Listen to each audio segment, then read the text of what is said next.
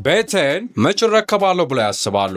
እንግዲያውስ በቅርብ ቀን የምትረከቡት አፓርትመንት ከፕላቲኒየም ፕሮፐርቲ አድቫይዘር መሃል ቡልጋሪያ አፍሪካ ህብረት አካባቢና ቡልጋሪያ አይሴል ላብራቶሪ ጀርባ 90% እና 95% የተጠናቀቁ አፓርትመንቶችን በሽያጭ ላይ ነን። የከርሰ ምድር ውሃ ያለውና የተናጠል ካርታ የተዘጋጀለትን አፓርትመንት የራሱ ያድርጉ። ለበለጠ መረጃ በ09500050 እና በ0940144343 ይደውሉልን። ፕላቲኒየም ፕሮፐርቲ አድቫይዘርስ።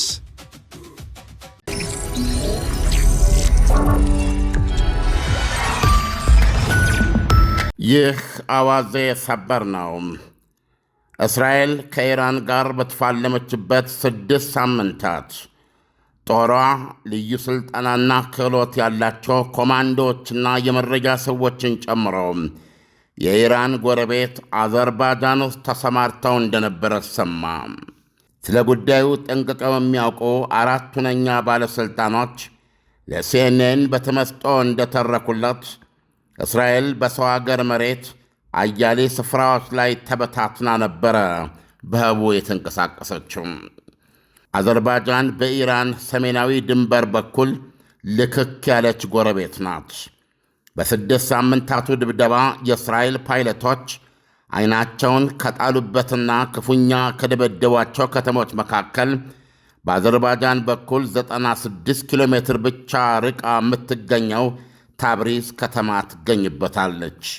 ከ4ቱ ምንጮች 2ቱ ሲናገሩ የእስራኤል ልዩ ኮማንዶ ምድቦች በስፍራው ተመድበው የስለላ መረጃ ከመሰብሰባቸው በተጨማሪ ሰው አልቦች እየተኮሱ ኢላማ ይቀረቅቡ ነበር።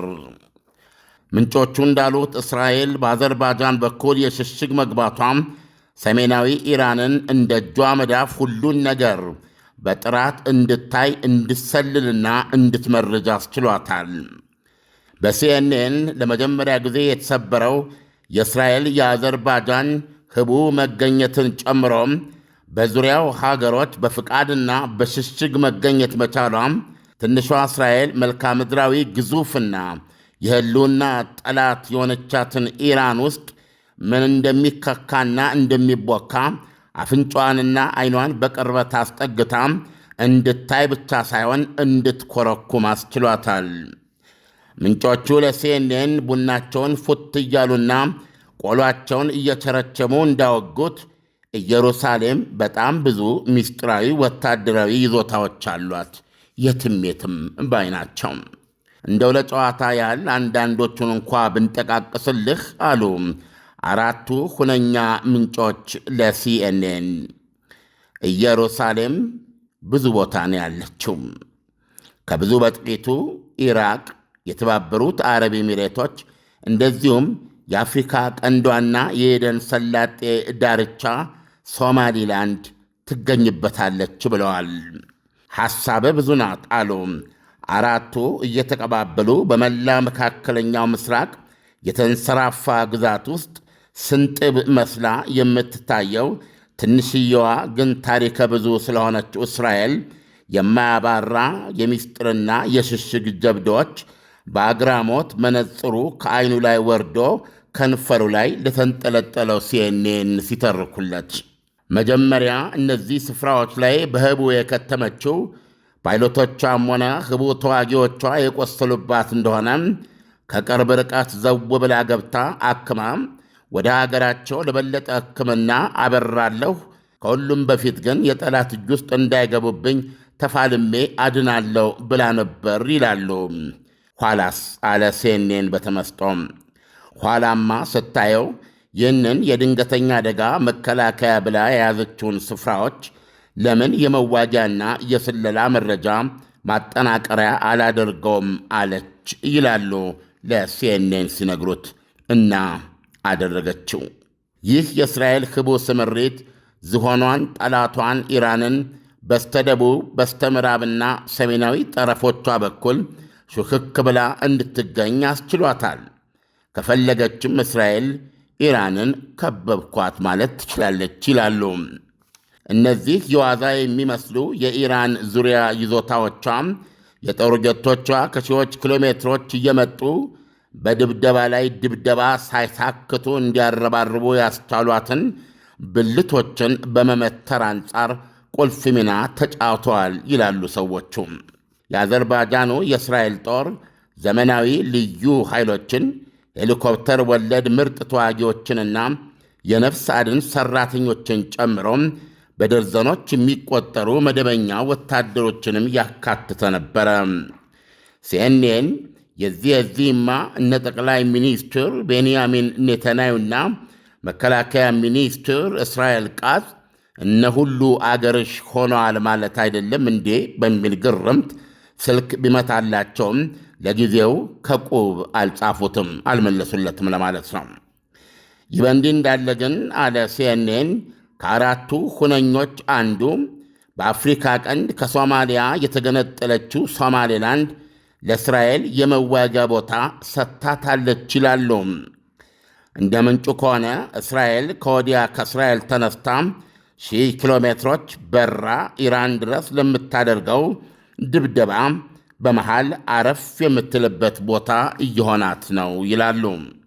እስራኤል ሶማሊላንድን አገርነሽ ብላ በይፋ ያወቀችና ያቀፈች የመጀመሪያ አገር መሆኗ ይታወቃል።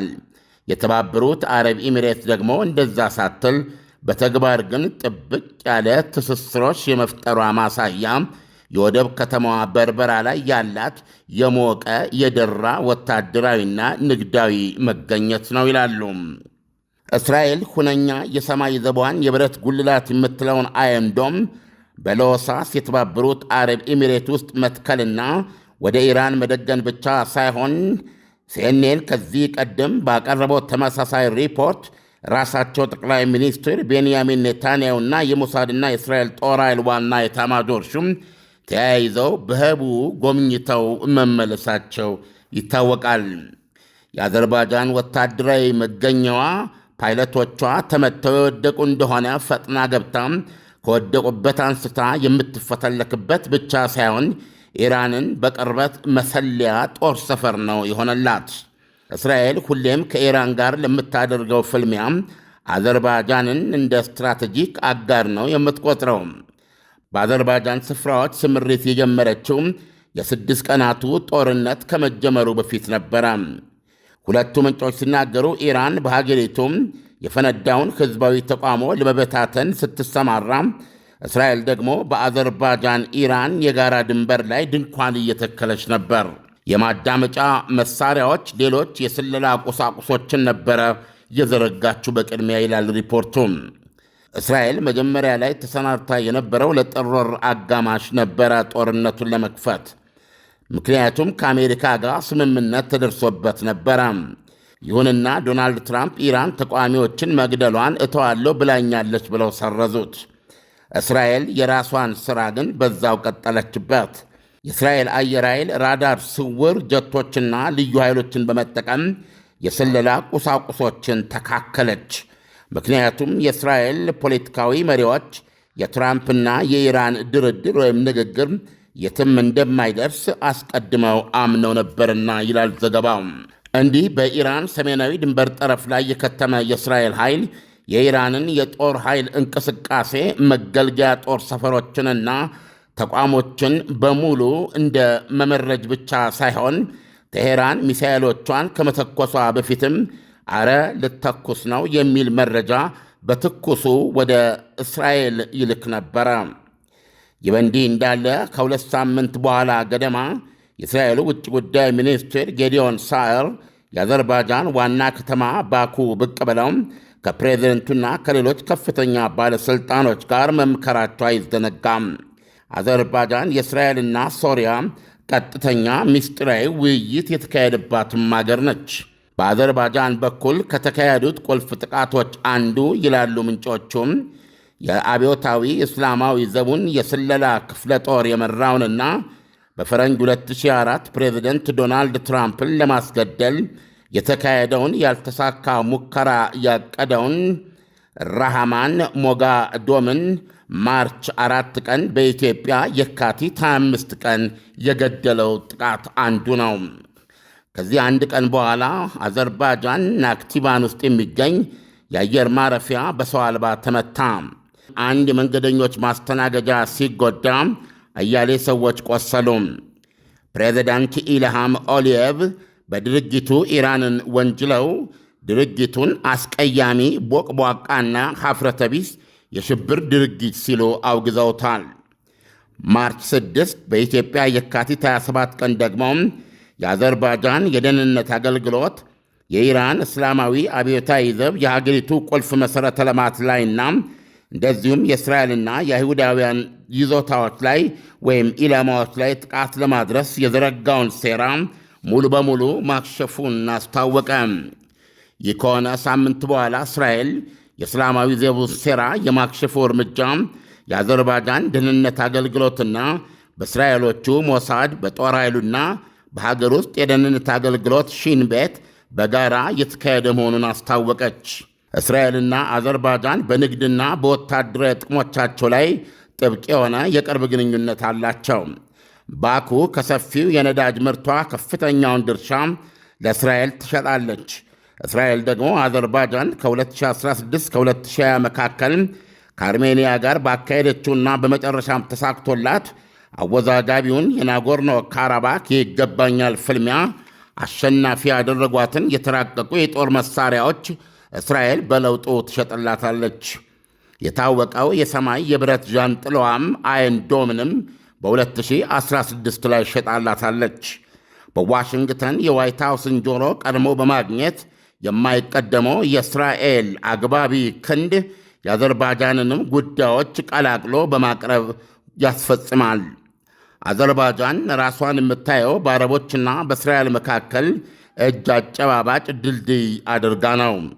ተንታኞች እንደሚሉት ረጅሙን የኢራን እስላማዊ አብዮታዊ ዘብ ኮር እጅ አዘርባይጃን ውስጥ አለመረጋጋት ለመፍጠር የሚያደርጋቸውን ጥረቶች አፈር አስግጦ ለማክሸፍ የሚያግዘው ዋና መሳሪያ እስራኤል ከሆነች በጣም ምስጢራዊ ነው ይላሉ። ኢሳያስ እንግዲህ እንደሰማው ነው። በዘገባዎቹ እንደሚያሳዩት በእነዚህ በተጠቀሱት በምዕራብ፣ በደቡብ፣ በሰሜን የምታሰማራቸው ኃይሎች ቁጥራቸው አነስተኛ ቢሆንም የሚጠቀሙበት የቴክኖሎጂ መሳሪያ ታክሎበት እስራኤል በዚህ መንገድ ኢራንን በመክበብ የምትንቀሳቀስ ሀገር ሆናለች ነው የሚለው ዘገባው።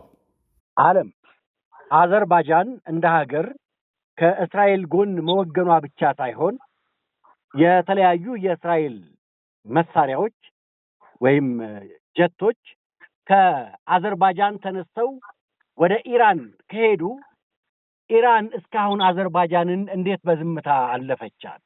እንዴትስ ወደ አዘርባይጃን አልተኮሰችም? በሌላው መልኩ ደግሞ እስራኤልም የራሷ የሆነ የተጋትሮ ተራዳ አላት ማለት እንችላለን በዙሪያዋ። ቤቴን መች እረከባለሁ ብለው ያስባሉ?